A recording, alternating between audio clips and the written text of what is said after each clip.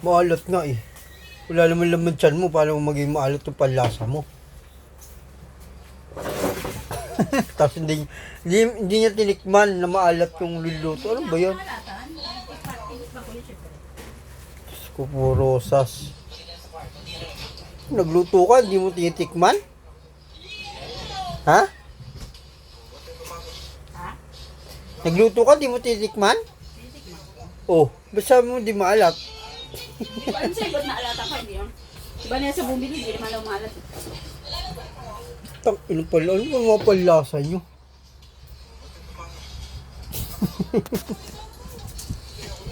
Wala naman kasi nilalagay doon na asin, ganyan. Ang nilalagay doon, yung, ano yun? Tinapa. Tinapa-flex lang at saka yung... Oh, maalat mo, so nasobran yata. Gaya ng ginawa ko. Nilalagay doon. Maalat nga eh. Nilalagay ng paningala na iba yung paminta lang yun. Pwede ba yun?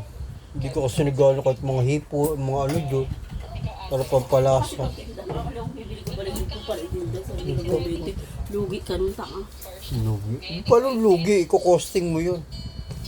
Paano lugi? Makabenta lang higit pa sa 20, 15 nga lang sa Migros. Tapos lang sa home, ganyan lang. Chicharon na kakain. Wala naman lasa yun. Ay, gagayahin mo naman yun. Hindi ko naman ginaya. Oh, ano ba ginagawa mo? Kasi nga mga tinda. Pagtinda. Pasok lang. Dapat, alam ko sa pagtinda, dapat maayos, malinis, masarap. Ayos yun. Pangalit pagtinda nyo dito, puta. Mumurahan nyo pa. Yung mura pa ba ngayon? Sa bunga nga nilang lalabas yung mura nyo. Ano yan nandun sa ano? Sa labasan, tag magkano yung mga ganyan. 35.